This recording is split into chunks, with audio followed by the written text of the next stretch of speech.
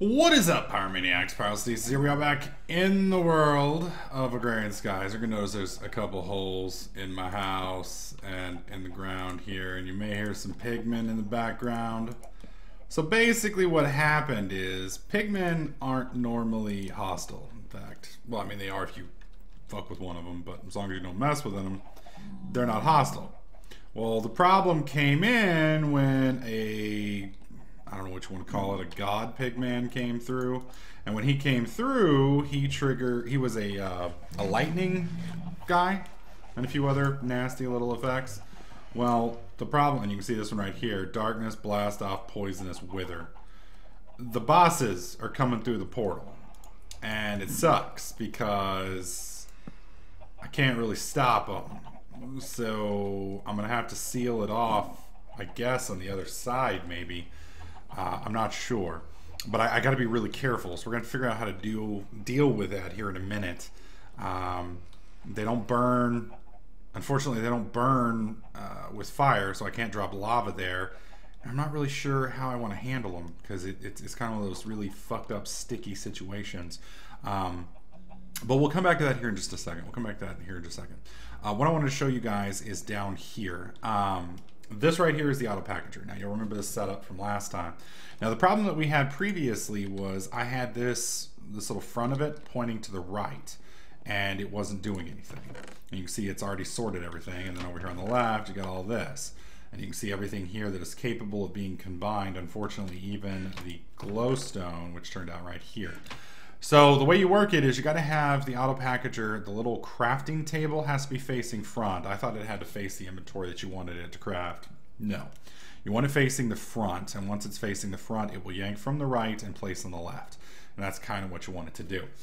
Now, the problem that we're running into at this point is I don't really have any power rolling. I mean, we've got this engine over here, but this engine isn't really going to do us much good. So what we're going to do is we're going to take this engine offline. I'm going to go ahead and pop this guy out, who's going to probably instantly be eaten by this. Take him, swap him there. And we're going to use this guy, at least for the moment, right here.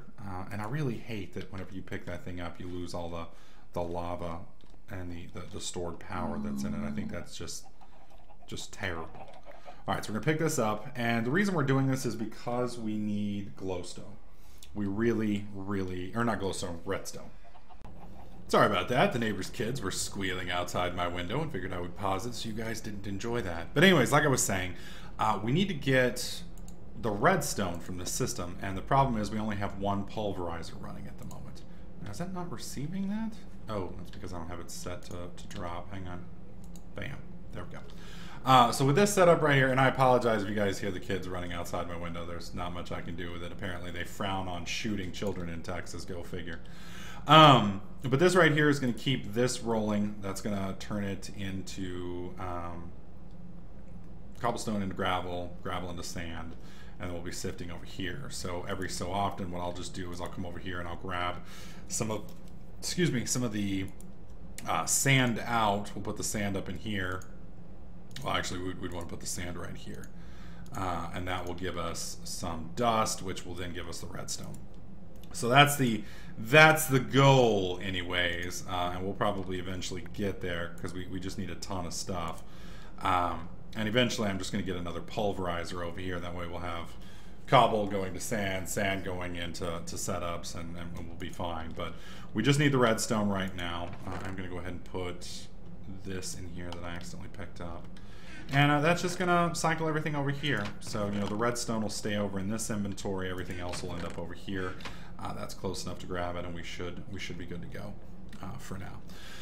So with that running, the only issue we're going to run into is over time this is going to lose power. So we are going to need another furnace here in a few. But we're not quite there yet. So let's look at one of the last things we need right here. And this last one is... Wait, is there another one I haven't claimed yet? I claimed this reward, didn't I? I guess I didn't. Oh, so you basically can pretty much just keep doing this over and over again. I thought there was a time limit, but apparently there's not. I don't understand it. It's a little weird. So we need to make a resonant flux capacitor.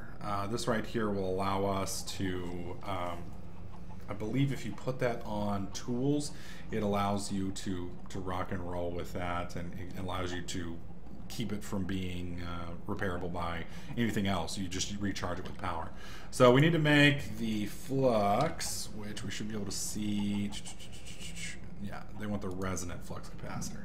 So the problem with this one is we need Enderium, and Enderium's kind of a bitch, because you need blaze powder, sulfur, pulverized coal, and redstone. Now, I believe we have blaze powder in here. If not, we can get some blaze powder pretty easily, because we have figured out how to spawn blazes. The issue that we're really going to run into here is, honestly, I believe the sulfur, which we can get from grinding nether quartz in a pulverizer or nether rack in a pulverizer. It's a percentage chance, so that's at least pretty easy. So the question is, do we have any blaze powders? And I'm pretty sure we've got at least a couple. We may not have a whole lot, but I'm pretty sure we at least have a few here.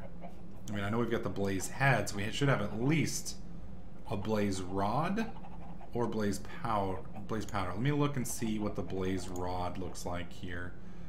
Blaze powder comes from a blaze rod. Okay. So we know kind of what we're looking for. We may have used that rod already now that I think about it, because we had to make the, what do you call it, the brewing stand. All right, so I have one blaze powder. That's good, but it's probably not going to be sufficient for us to get what we need. Fluid transposer, glowstone dust with destabilized redstone over the top of it. Now that I can do, because we have plenty, we will have plenty of redstone, and I believe we have plenty of glowstone. We've got, yeah, we've got plenty here, and I can even go get more.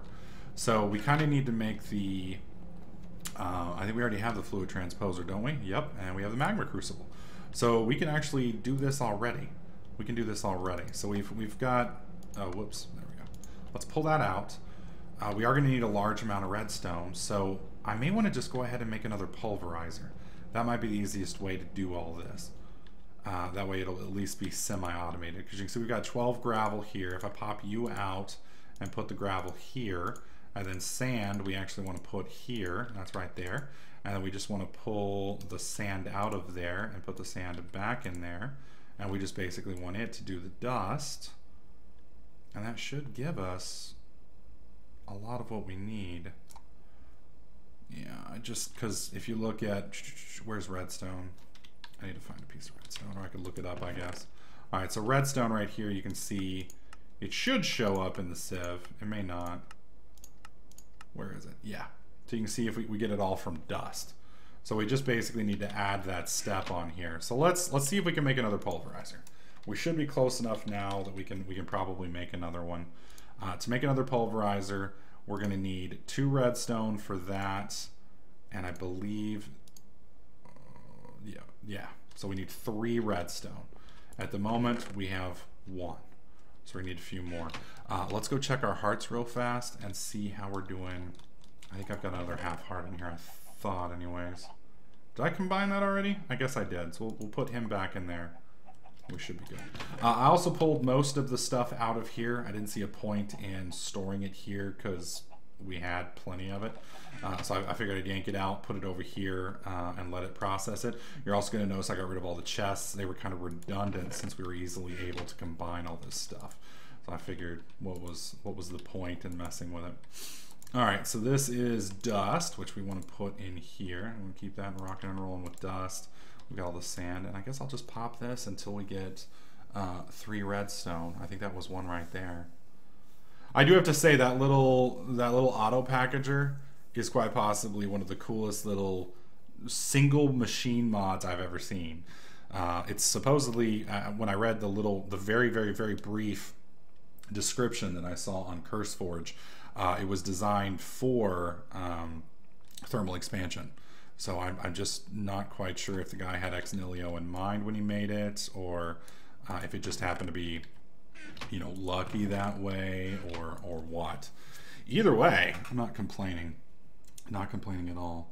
I'm just hoping that we can get some freaking redstone, or we're gonna kind of be screwed here. One of the other things I need to look at is the power bandwidth that we've got. Thankfully, we do have plenty of bandwidth here. When I say bandwidth, I mean these pipes right here are only capable of producing so much or transporting so much energy. And thankfully, we've got, you know, the magmatic dynamo here, which can produce probably more than we can transport. So the goal is to make sure that, you know, we upgrade our pipes accordingly once we get there.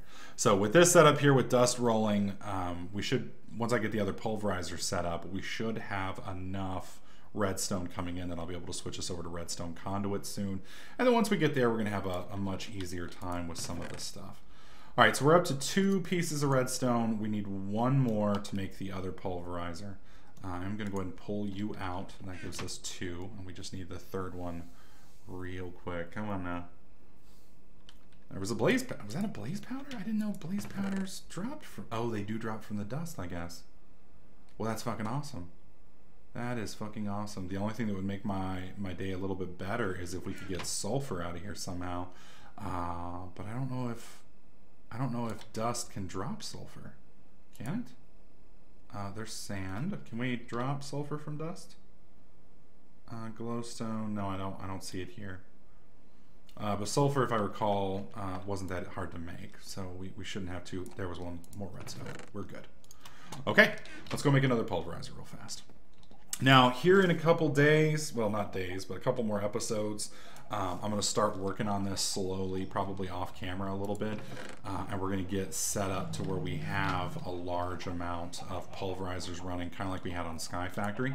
The main thing slowing us down at this point is just strictly being able to produce enough juice for it. So once I get this running, it's kind of exponential. It starts off really slow because, you know, you're on that initial stage where you just don't have enough power to run everything that you need to run.